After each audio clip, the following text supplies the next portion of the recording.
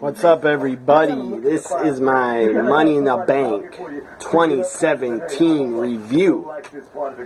Got Talking Smack on the WWE Network.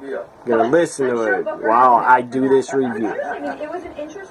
So up first, on the kickoff, we had a tag team match, which I thought we would get. Probably a tag match on the kickoff. The tag match was the returning Zack Ryder and the Hype Bros against the Colognes. Hype Bros win. Good for them. I'm happy for Zack Ryder. The guy's a good guy. I'm happy he's back in the ring. So Hype Bros win. Up next, pay-per-view. Kicked off with the first ever women's. So Naomi is on Talking Smack now. Still women's champ. Yeah. You know what I'm saying?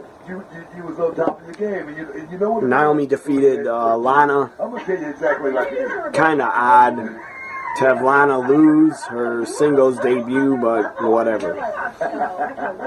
It was. I'll talk about that later in my review. About the women's title match. Up first, we had history made. First ever women's Money in the Bank ladder match. You had Charlotte versus Carmella versus Natalya versus Becky Lynch versus Tamina. 5 women. There was no 6th woman. I guess it's rumored Nikki Bella might return. Why? She doesn't deserve to be in Money in the Bank, so why would they put her in it? She hasn't even been on TV, so why would she get to be put in it? That'd be stupid. I'm glad they did not have Nikki Bella return. And I've been in positions like that because she hasn't even been involved in the build-up. So why would she just return out of nowhere? That'd be stupid as hell. So my prediction was Charlotte. Charlotte didn't win. The match was good, but it should have went longer. And I don't like the finish. So congratulations. Still holding on to the SmackDown Women's Championship, but now on the I don't like the finish of Women's Money in the Bank ladder the Money in the Bank women's ladder match. Carmella wins I'm not even surprised. because of E.T. E.T. Ellsworth. The guy climbed up the ladder for Carmella. She couldn't. She almost cashed the tonight. E.T. gets the briefcase, is holding on to it. Some of the fans are cheering. I don't know why. Some are pretty pissed. And Ellsworth, E.T. drops the briefcase to Carmella. Carmella's the winner. I think she's the winner. I don't even know if she's really the winner. It's controversial. We'll learn more on SmackDown Live if Carmella's the official winner. We'll hear about it on Tuesday SmackDown. But as of right now, I guess she is. She is the Money in the Bank Women's Miss Money in the Bank winner for 2017 is Carmella, only because of E.T. helping. That's the only reason. I didn't like how Ellsworth got it down and just dropped it to her, because Carmella didn't climb up there and get it for herself. She had to let E.T. E.T. did it. Freaking E.T. did it for her. E.T. did it for her. So Naomi's mic was messed up. Now it's back, I guess. E.T. got the win for Carmella. If Carmella was supposed to get her hands on it first, she did not. Ellsworth did. So I didn't like that finish. It is something different, and it does give Carmella a lot of heat. So that's good, I guess. She has a lot more heel heat because she didn't win the match, really. If I'm going to turn Talking Smack off. If Carmella's the official winner, or if Shane McMahon, Daniel Bryan's coming back Tuesday. He's still the GM. He's returning on SmackDown. This is what I would do. I would restart the match. I would have the women's Money in the Bank ladder match restarted on SmackDown Live as a main event. That's what I would do. And Carmella could hold it for 2 days and then lose it to Natalya or Charlotte. That's what I would do. Because Carmella, if she holds on to it, and she probably will, they're not going to probably strip it from her or make her give it up. If Carmella holds on to it, and as I said, she probably will, then E.T. Ellsworth is going to interfere, and Naomi's going to drop the title to Carmella because of interference from E.T. So I get, just bet on it right now, bet on it, that Carmella's going to defeat Naomi with help from E.T. and win the SmackDown Women's title that way. Probably a SummerSlam show cash in. I don't know where. I guess SmackDown has a pay-per-view in July. And they got to quit doing 2 pay-per-views a month. It's too damn much, but whatever. So she'll probably cash in at SummerSlam. So Carmella wins. I didn't like how Ellsworth dropped it to her because Carmella didn't get her hands on it first. It was the first woman who got their hands on it. Well, Carmella's not a woman. I don't know what the guy is. In my opinion, he's E.T. E.T.'s not human. So E.T. gets it down. He should be the Money in the Bank winner. But I don't want to see that crap. I don't want to see Ellsworth get a women's title shot. That's stupid. That's like 1999 booking. That's stupid crap. Making a guy women's champion like WCW. WCW made Medusa the cruiserweight champion. That was stupid. That was god-awful.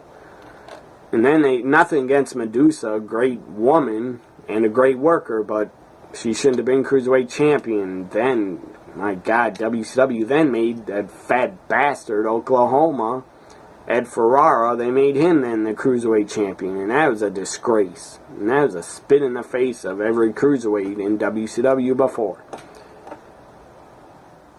And even in 2009, WWE made Santino miss WrestleMania. That was god-awful. I hated it. I hated that crap. Don't be getting Ellsworth involved in the women's division or getting a women's title match, because that'd be god-awful. Ellsworth getting a women's title shot would be setting the SmackDown Live division back, way back to like 6 feet under and buried. But Vince would probably like to bury the women's division, because I don't think Vince is a fan of women's wrestling. I doubt he is. He said years ago he didn't think the women should be able to have the same matches as the guys or go as hard as the guys go. So Carmella, your Miss Money in the Bank for now. Winner. Up next we had the tag team title match. The Usos defending against the New Day. New Day rocks. Well, this finish did not rock. I hated it. The finish was a count out. So no new champions. Usos retained because of a fucking count out. Usos looked like cowards. They're supposed to be from the streets or whatever. The only streets they're from is Sesame Street, because the Usos run out of the ring, don't come back in, they retain by count out. That's cowards. That's not like they're acting like their characters. They're trying to act all hard. You're not hard. You're SAWFT, Usos. You probably grew up in the damn suburbs. So you don't know what the hell the streets look like. Probably don't. So the Usos retain by count out. I hate count out finishes. I hate them on pay-per-views. I absolutely hate them. So that tag title match is a good tag title match. It was a very good match for the tag titles, but it was disappointing because it ended in a fucking stupid count out. And I don't like that crap on pay-per-views. I hate DQs on pay-per-views, and I hate count outs. At least this pay-per-view is only $9.99 because if it was 30 or 40 bucks and I actually paid that much, I wouldn't pay that much in the first place, but if I did, I would have been pissed that there'd be DQs or countouts. So I'll do this at the end of the show. End of my review, I'll read my Twitter poll asking everybody to rate Money in the Bank. So, Usos retained by countout. I hated it. Dumb finish. First finish of the Money in the Bank women's ladder match. The first match finish I didn't like. And the second even pissed me off even more. So 2 shit finishes to start the pay-per-view. That's not good. Both matches were good, but I hated the finishes. And I like Carmella. I've always been a fan of Carmella. She's not the problem. The problem is E.T. Ellsworth. He's the problem. And him getting the briefcase down, that's my problem with the women's Money in the Bank match. And it didn't go long enough. They could have done a lot more, and it didn't go long enough. And I blame booking, stupid Vince. It's his decision, probably, to have Ellsworth do that and for the match to not be that long. By the way, check out my live reaction to the first ever women's Money in the Bank ladder match. I was excited for it until the finish happened. Then I was pissed. And I was confused as hell. I don't know if it's still official. Third match was a Women's Championship, SmackDown Live Women's Championship. Naomi defending against the debuting Lana, making her singles pay-per-view debut. Lana looked so damn ravishing. My God, she looked good. And her ring gear, holy shit. Lana's ring gear was ravishing and fantastic. First off, her ring gear was like, I don't know if it was latex or leather or whatever, but it was fantastic. Her ring gear kept rising up, giving her a wedgie. That was fantastic. That her ring gear was making it look like she had a thong on almost. That was fantastic. Lana surprised me. I didn't think she'd do so good. She looked damn good. She didn't look great, but she looked damn good in the ring. Her skills were not awful. Her skills were not as bad as Eva Marie or Sable. Lana felt a million times better in the ring than Sable and Eva Marie. And in my opinion, those two were the absolute worst women's wrestlers I've ever seen. There's probably been a few others. But Lana was not bad. She surprised a lot of people. She impressed a lot of my friends I talked to on Twitter. They said they were impressed by what Lana did. She did good. She tried her best, and it showed. She did not look lost. She didn't do botches, and I liked what Lana did. I thought she did well. Very well.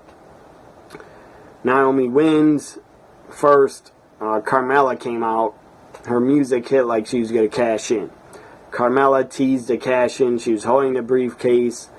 But Naomi wins when Lana taps out. And I don't know. I don't think it's that good to have Lana tap out in her first pay-per-view match. But it is a better decision than Lana winning the title because she's not ready to be champion. So Lana taps out. That's the right decision. That was the right call to make. Lana taps. Carmella's holding the briefcase, pointing at it like, am I going to cash in? Then she goes, no, I'm not. And her and Ellsworth leave, or should I say E.T., they leave. And Naomi's holding up the SmackDown Live Women's title. So Naomi retains. So far, 2 title matches, no new champions. Up next we had the 4th match was the WWE Championship match. WWE Championship. Oh yeah, and I think after Naomi Lana, Mike Bennett and Maria. Mike Bennett and Maria made their SmackDown debut. They come out at Money in the Bank. It was great to see Mike Bennett and Maria. There were rumors like probably 3-4 months ago there were rumors that they were going to join SmackDown Live. Now they finally have Mike Bennett, Maria Kanellis. I love Maria. Always been a fan of Maria. Mike Bennett is also very good. And Mike Bennett, the guy's a super nice guy on Twitter if you follow him or read his tweets. Super smart guy also. So Maria, Mike Bennett, now a part of SmackDown Live. That's great. I'm happy for both of them. Very happy for Maria that she gets one more run in WWE. So that was great to see Maria and Mike Bennett show up. I believe they called themselves the Power of Love couple, something like that. And their theme song was pretty funny. Sounded like it was out of the 80s, like an 80s love song. So after that, now the WWE Championship, Jinder Mahal defending against Randy Orton, a Viper, in his hometown of St. Louis. First, we get to see some legends at ringside in the front row. Greg Gagne, former AWA superstar. I don't know what Greg Gagne has to do with St. Louis, but I'm sure he wrestled in St. Louis, but he's not from there. But Greg Gagne was showing a lot of legends at ringside, I guess, for the WWE Championship match. Greg Gagne, Larry the Axe Hennig, Kurt Hennig's father. Sadly, Larry Hennig's still alive and his son passed away, so that's awful to think about, that Larry Hennig doesn't have his son to be around him on a Father's Day. That's awful. But Larry the Axe Hennig's still alive. I'm very happy about that. My father has passed away. He passed away in 1993. Very sad, but I wasn't that close to the guy. But still, I do miss my father, and I do wish he was still alive. Because maybe the guy would have probably changed and got sober and been a lot different. So, shout out to my father, wherever he is. Happy Father's Day. So, Larry Hennig, Greg Gagne, Baron Von Raschke, the guy that did the claw for his finisher. He kept doing that to the crowd. That was pretty funny. The guy looked pretty scary, too. I think he's close to, like, 75 at least. But the guy's still looked pretty good shape. So Baron Von Raschke, Larry Hennig, Greg Gagne, Sergeant Slaughter, legend, WWE Hall of Famer, former WWE Champion Sergeant Slaughter at ringside. Cowboy Bob Orton at ringside, another legend, Randy Orton's father, and Ric Flair, the Nature Boy. The only two-time Hall of Famer, the legend of legends, Ric Flair, at ringside. So out comes Randy Orton. Jinder, Randy Orton had a pretty good match. It was turned into a brawl. It was pretty hard hitting. I enjoyed it. It was longer than I expected, and it was better than I expected. Randy was better than I expected. Randy RKO's one of the Singh brothers through the announcer's table. So he's taken out, then Randy gets back in the ring real quick, and Jinder hooks Randy in his finisher, hits Randy with his finisher, 1, 2, 3. Jinder wins and retains like that. That ending was kind of like, RKO's are out of nowhere. Well, that win by Jinder was kind of out of nowhere. But Jinder wins and retains. I knew he would. I predicted Jinder somehow would retain. I just thought Jinder would retain by count out or DQ. No Rusev. Rusev did not return and attack Orton or Jinder. But I would love to see Rusev return and attack Jinder. But I think Rusev's going to return and probably be a heel. But Rusev should be a babyface. So Jinder wins. One of my predictions that I actually predicted right. Jinder wins. So now the main event, the Money in the Bank, Breezango. There's an extra match that I never predicted. It was like a bonus match. Nobody really gave a rat's ass. It was Breezango against the returning Ascension. And I don't know why. I don't know why they had the Ascension return, because they just jobbed. They jobbed like they've been doing for 2 years. 3 years maybe. The Ascension, they mean nothing. They are absolutely dead on SmackDown Live. They're dead in the water. They will never be tag champs. I doubt it. They're probably never going to be pushed. I believe Breezango wins, but I kind of forgot because I didn't care. I like Breezango, I just didn't care for the match. I'm glad Breezango won. So you have the Ascension return and you job them out. That was odd. Why not have American Alpha return? Where the fuck is American Alpha? One of the best teams you got in your company. One of the best teams you got on the roster.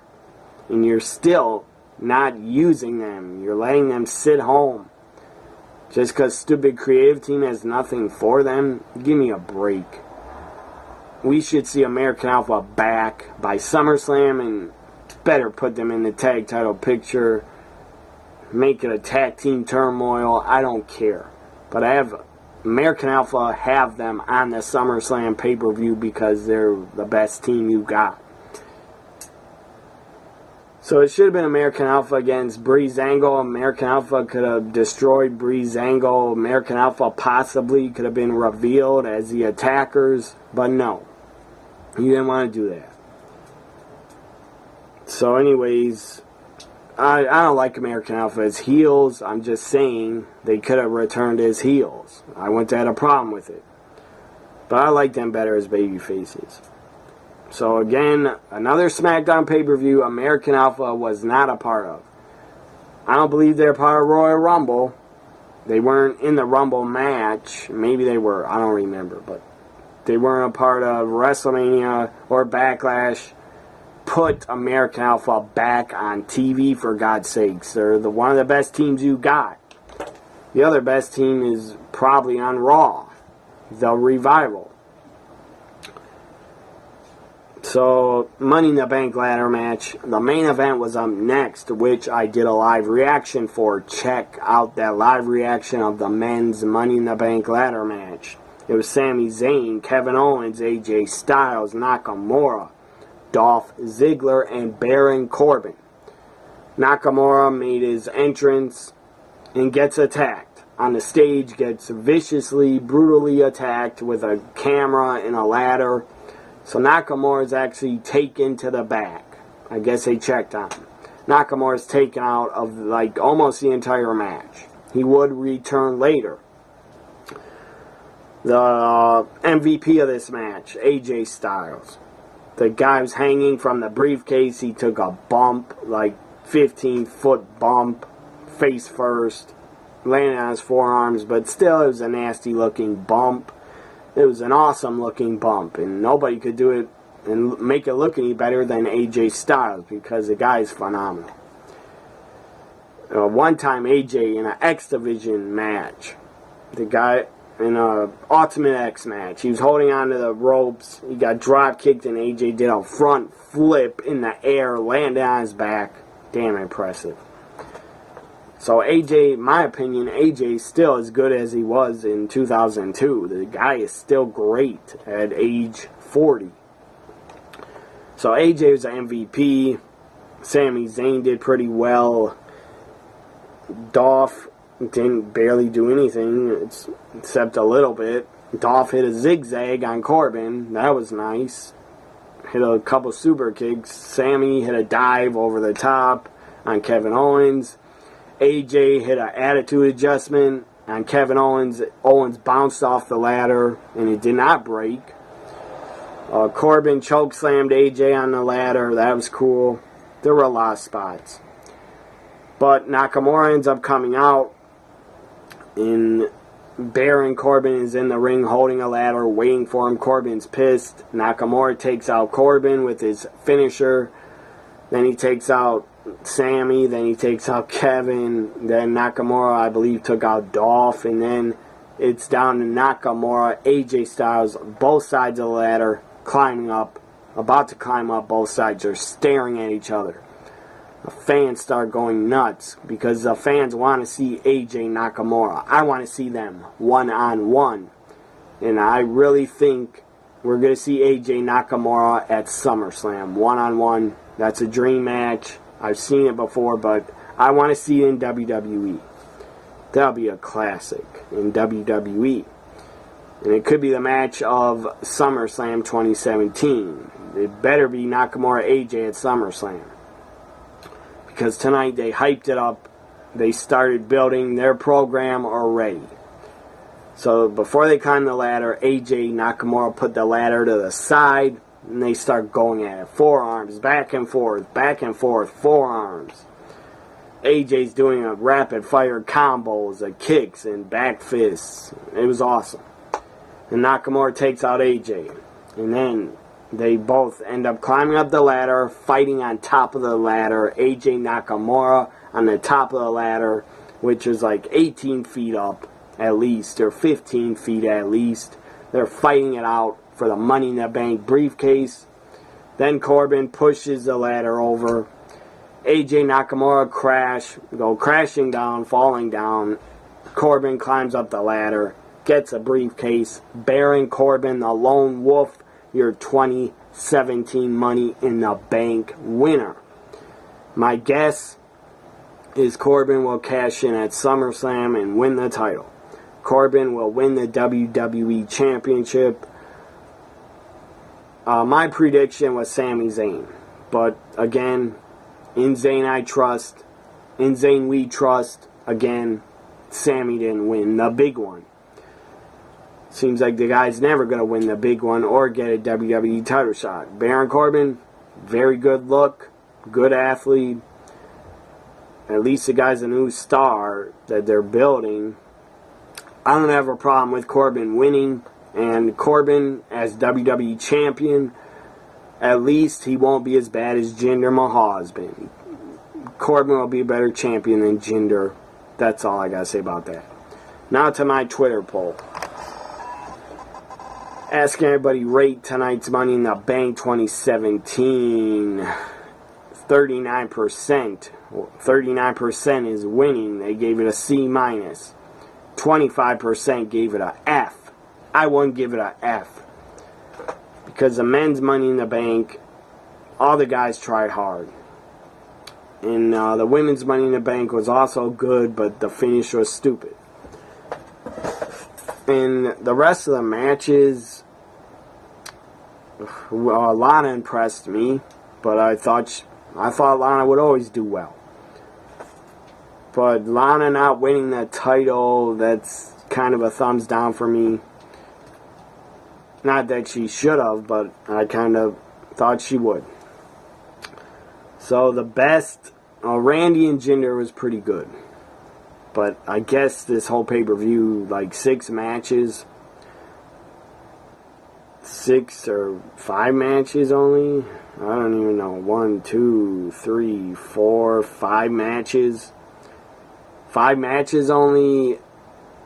I would say only 3 of them were worth watching. The 2 Money in the Banks and Randy Jinder. That was the only matches really worth watching. So 3 out of 5 worth watching. 39% gave it a C-. 25% gave it a F. I won't give it a F.